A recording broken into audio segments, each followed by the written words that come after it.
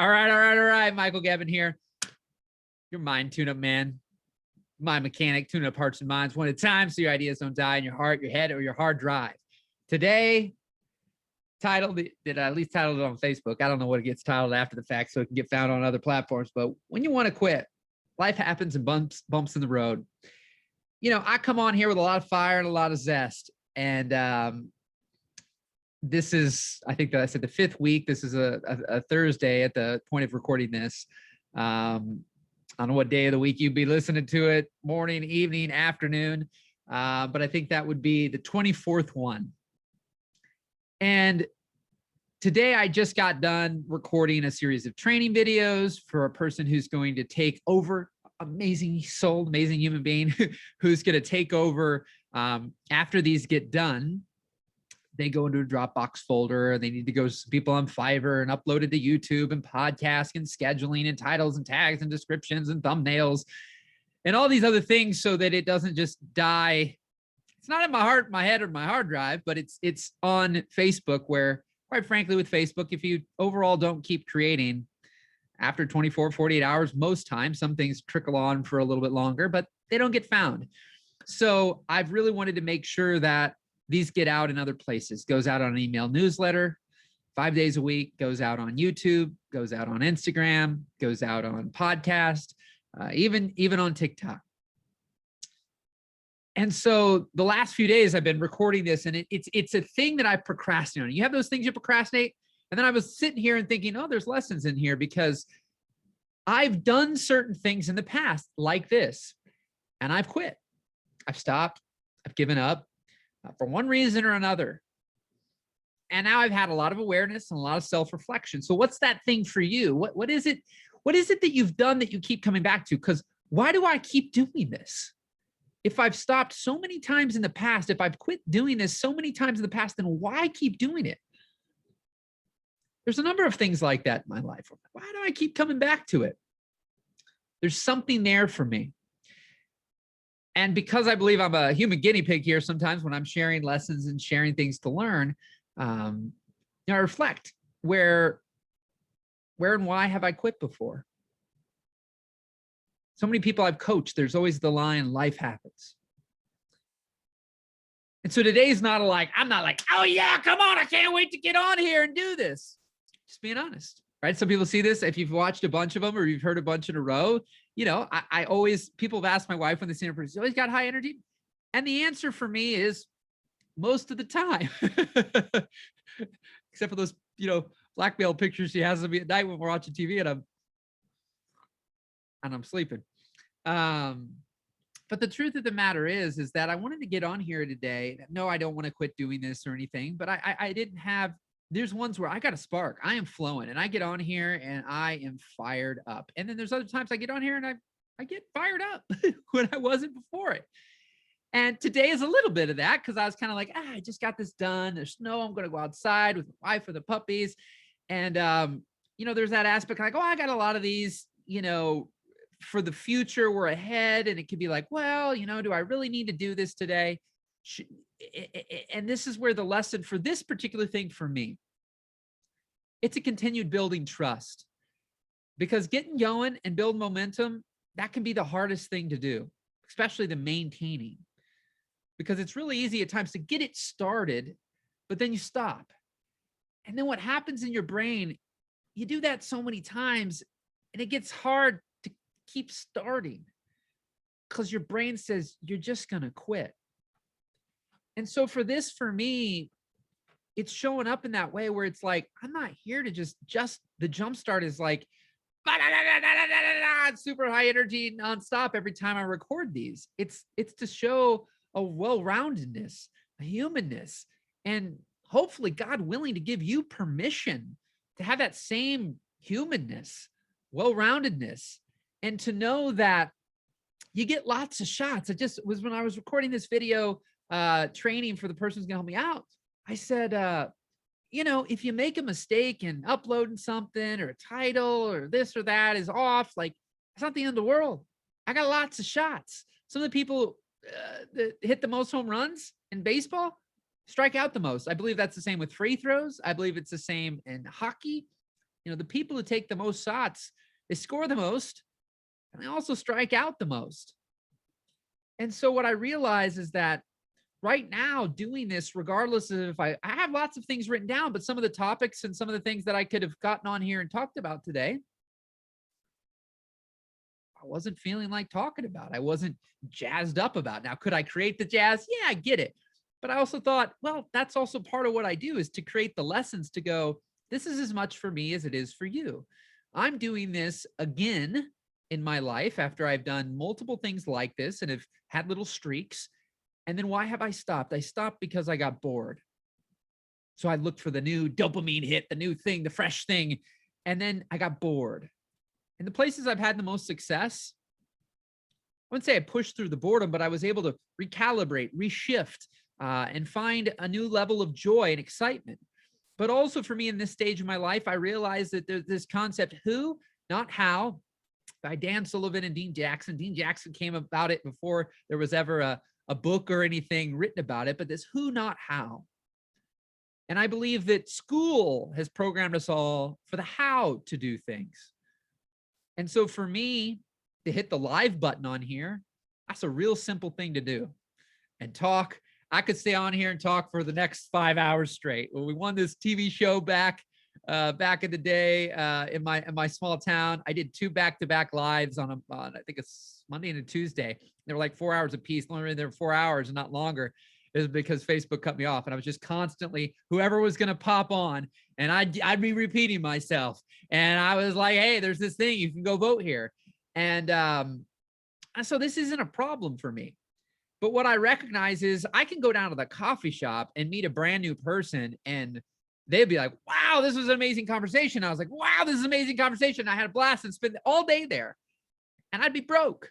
So I could just get on Facebook every day and not title things and, not put anything on here and just do a Facebook Live. And, that's about the extent of it. And I'm not saying it won't help people, because it will. But I know that I've wanted to build things up on YouTube, but I haven't, because I say, well, I don't want to do all that. And then I know how to do it. So then I don't do it. And then it's like in the process of creating the steps, the videos, the things, so somebody else can do it, so I can delegate it, because they don't just make it on YouTube optimized by snapping my fingers and closing my eyes and kumbayaing, right? So there are things that at times you're not going to want to do, but most of the people I'm talking to on some level are wanting to own their own business. They own their own business. They've owned their own business for years, some version of that.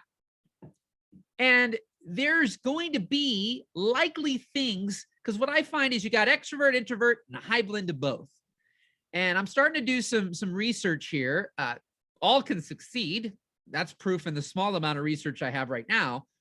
But what happens is if you don't fall into hybrid category, then the likelihood is there's going to be things you're really good at, things you're not. Now, we all start with things we're not.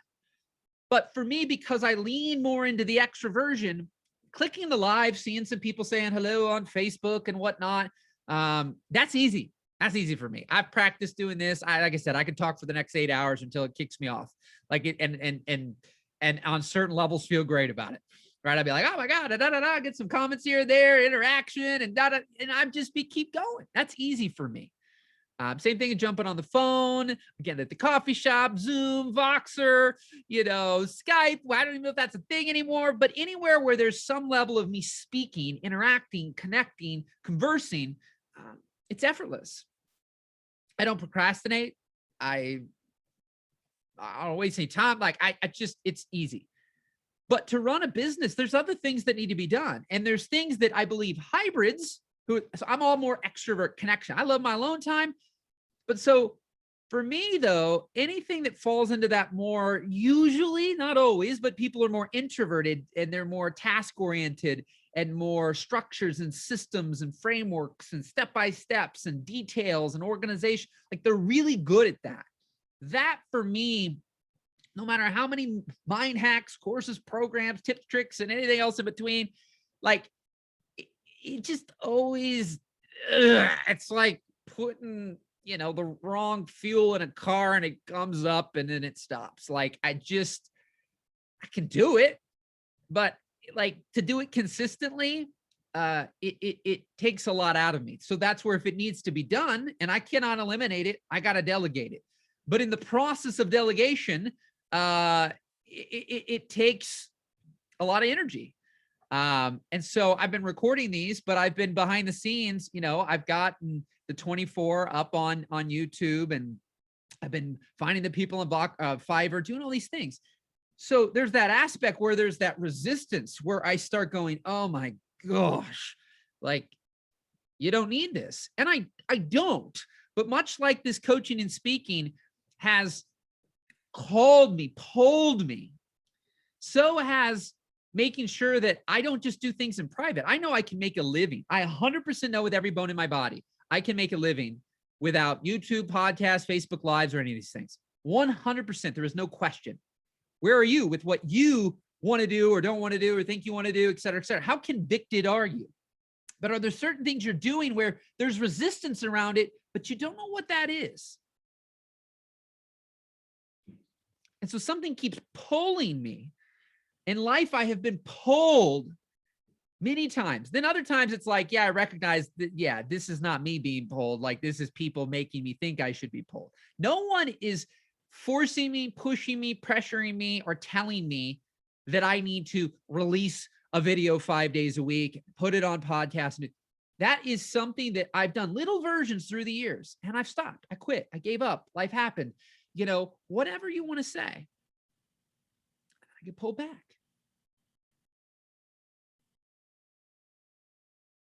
And now I have a higher recognizing in life, higher awareness of, am I being pulled because I think I have to, because others have maybe believed that I need X to succeed? Or am I being pulled from some unexplainable force? You only get it if you get it, right? If you're in the comments, you get it if you get it. If there's something that you get pulled to, that when there may be an easier way, there may be a simpler way, that there's a path that's in front of you that you just feel called to. And I believe that all our collective life experiences obviously make us who we are today, but nothing's a waste. It's just so much that we, you know, there's a line, trash to treasure. One person's trash is another person's treasure. And so if you look at your life experiences and every job and everything you've tried and tested and tweaked and tossed in the trash, instead of throwing it in the trash, how can you look at it and go, can I learn from that? What's the wisdom? What's the lesson? What's that going to do for my today?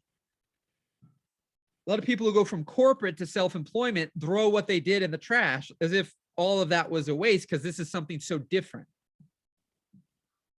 Well, it may be different, but I guarantee there's skills that you possess that can transfer over into what you're doing now, even though it doesn't look like it.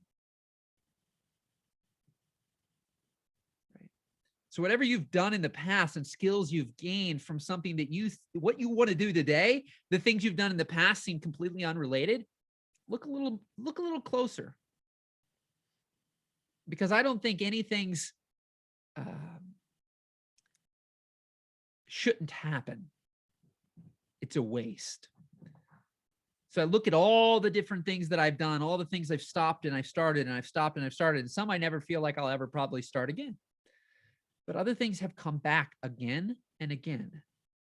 And I go, what is it I'm supposed to learn here? What's the lesson? So if something has come back again and again for you, what are you supposed to learn? What's the lesson? So the full circle of this is simply showing up today with a message that says, I'm doing this because I'm building also in myself a trust. So I'm going to do this 5 days a week. So regardless of sometimes if I'm feeling a little more zesty than other days, I'm going to do it because I'm telling my brain I do things that I say I'm going to do. Because I don't hate this. I don't want to do it. This is a bump in the road. See, that's the thing. We take a bump and it becomes a crater and we fall inside and we no longer then can move forward because we don't know how to get out. So it could very easily, I could say, well, I don't know how to record this today. What's the point, right? I'm not going to give people the full zest, but that's the point of my whole thing, is to share the roller coaster, the ups and downs, the lefts and rights, the front, right, and centers. so that other people don't just see what I think is a lot out there. I'm not the only one, but this idea where there's a wholeness to life. There's not a one dimension to life. And so for me, I'm building that trust. Where are you building the trust? Where's that thing that you can show up for? If it's walking, if it's working out. You said you were going to do it for 30 minutes a day, and then you're having a bumpy day. Could you just do it for 5 minutes just to still tell your brain you do what you say you're going to do?